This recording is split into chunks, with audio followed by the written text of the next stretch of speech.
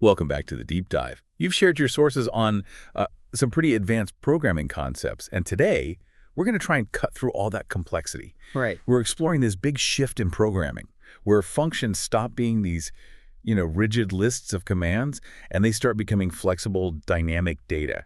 True first-class citizens. That's a great way to put it, because if you're building anything in a modern language, a web API, a data pipeline, whatever, you are relying on these mechanics, probably every single day. Okay. So our mission today is to show you how all these pieces, variable arguments, anonymous functions, higher order functions, how they all converge into one of the most powerful tools we have, the decorator pattern. Right. So let's unpack that with the big question that I think underlies this whole deep dive.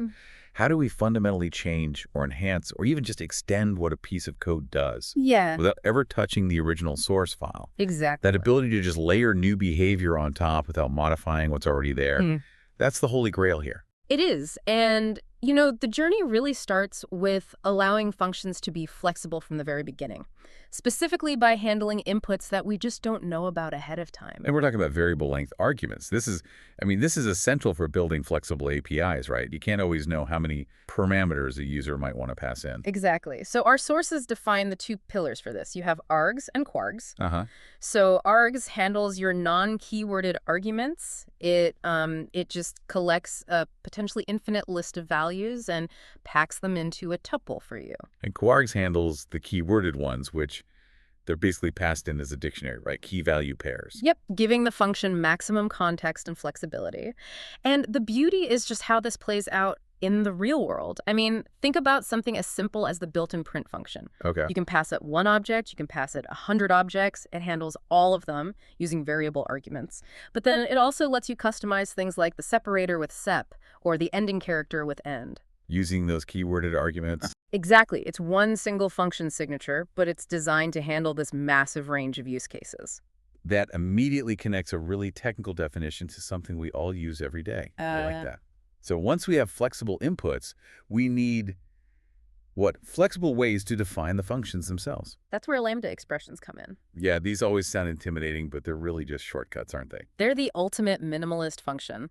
A lambda is anonymous, it has no formal name, and it's designed for just single-line operations.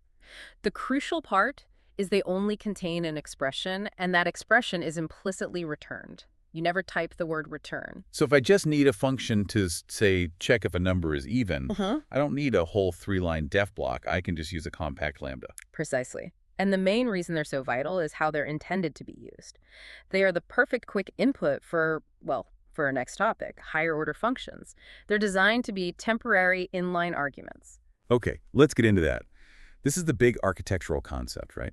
Functions as first-class citizens. Yeah. This is really the core idea that makes everything else today possible. It really is. Treating functions as first-class citizens just means they have the same rights as any other variable. An integer, a string, a dictionary, you name it. You can assign them to variables, store them in lists, Pass them around as arguments, and crucially, you can return them from other functions. and when a function starts interacting with other functions like that, we call it a higher order function, a HOF. A HOF is just a function that's designed to manipulate other functions. And like you said, they operate in one of two ways. Either they take another function as an argument like map, taking a lambda, or, and this is the key part, they define and return a brand new local function.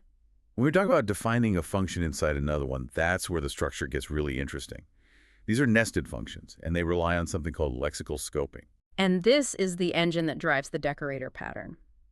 Lexical scoping just means that when you define a function inside a parent function, that inner function, it retains full access to all the names, the variables, the whole environment defined in its parent. So wait, when the parent function finishes executing and it returns that inner function, the inner function carries a little snapshot of its birthplace with it. Is that the idea? That's exactly it. That snapshot, the ability to retain and access the parent's environment, is essential. It allows the returned function to maintain state or reference configuration data long after the outer function has completed. I see the architectural benefit now. Yeah. It means you're not cluttering up your global program namespace with all these little utility functions that are only ever meant to be used internally by one specific wrapper. Everything is neatly contained. And that leads directly to the core application, a function returning another function. The locally defined function, now carrying its lexical scope, can be passed around like any other piece of data, ready to execute later with all of its context intact. That contextual memory that's powerful. Okay, so before we jump fully into decorators, we should probably take a quick look at a specialized technique for this. Currying. Right, currying. It's a technique that transforms a function that takes multiple arguments, let's say 5y, into a sequence of functions, where each one only takes a single argument. So it becomes plain in xy. Let's make that more concrete. If I have a function that calculates an exponent, say 5 base exponent, currying would turn that into a kind of factory. A factory, yeah. So voting base takes the base number and immediately returns a new function that's just waiting for the exponent. Precisely. You're partially applying arguments one after the other. Think of it like a factory pipeline or an assembly line. Each step on the line is its own small function, only processing the one piece of data it needs, then passing the result to the next station. That makes the code so modular and reusable. And currying is often used in function chaining too, right? Where like quartus x equals gx, so the output of one function automatically becomes the input for the next. It creates this clean pipeline. Which brings us perfectly to where we need to be. We can now formalize all of these concepts into the function decorator. We've established we can accept dynamic inputs, write anonymous functions, and return functions that remember their environment. How do we synthesize all of that into the decorator syntax, the @ symbol we see everywhere? Well, a decorator is simply a higher order function that takes another function as an argument and, well, it extends its behavior. It wraps the original function.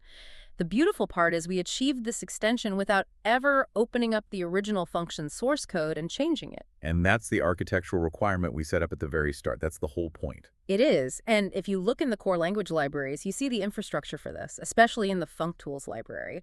It provides utilities and HOFs like LRU caching that are often used as decorators themselves. The underlying mechanism allows any callable object to be used to decorate something else. So when we define our own custom decorator, we're really just writing a HOF that accepts the function to be decorated as an argument. But what about the mechanics of the wrapper itself? How do we make sure it doesn't just, erase the original function's metadata? That's where the wraps function from functools is absolutely non-negotiable. When you wrap a function, you need to use @wraps inside your decorator definition. Okay. This preserves the original function's name, its docstring, its signature, all of which is vital for debugging, for introspection, for documentation tools. That's a key piece of information for any developer. Practice good housekeeping with functools.wraps. Got it. Yeah. Now, what about arguments and returns? If the function being decorated takes input or produces an output, how does the wrapper manage that? It's just pure pass-through plumbing. The internal wrapper function has to accept the arguments of the decorated function, and it usually uses args and kwargs to handle anything and everything dynamically. Then it just calls the original function with those inputs. Then the return value. If the decorated function returns a value, the wrapper must capture that value and then explicitly return it as its final statement. The wrapper's job is just to sandwich the original function, maybe do some pre-processing or post-processing, but always let the original function run and seamlessly pass its results back to whoever called it. And we see this powerful syntax everywhere. I mean, even in the basic language definitions. At class method, at property, at static method. But outside the core language, I'm thinking about web frameworks. Oh, they absolutely thrive on this pattern. Consider Flask or Django. When you write at app.route user profile, you're defining a function, sure, but you're also wrapping it with the framework's routing logic. The decorator intercepts the request, checks the URL, and then decides to call your function. Or login required. The decorator does an authorization check before your function, the one that handles the secure data, is ever even allowed to run. It's such a clean separation of concerns. Exactly. The decorator adds security or logging or routing logic without you having to pollute your core business logic with those details. Okay, let's take this one step further. Beyond just the function syntax and into the decorator pattern as a foundational architectural design principle. This is where the concept really scales up. The decorator pattern is how we apply this wrapping idea not just to simple functions, but to entire classes or objects to achieve this kind of layered functionality. So if we need a component to have multiple optional behaviors, like, say, encryption and compression, we should use decorators instead of trying to jam all of that into the component itself. That's the architectural insight. The pattern lets us wrap a core object, the thing that provides the basic functionality with other objects, the decorators. And this is so often cited as a robust, flexible alternative to the complexity you get from multiple inheritance. When you look at the structure, the core object, and all the decorators, they have to implement a specific interface. Why is that so non-negotiable? Because the whole system relies on interchangeability. The external caller only knows about the interface. It has no idea if it's talking to the original core object or a wrapped decorator. I see. The decorator's job is to do its added processing, logging, whatever, and then immediately call its wrapped interface, which might be the next decorator down the chain, or the core object itself. If they don't share that interface, the chain breaks. Can you give us the classic layered example to make this stick? The coffee shop example is perfect for this. Yeah. You start with a simple base coffee object.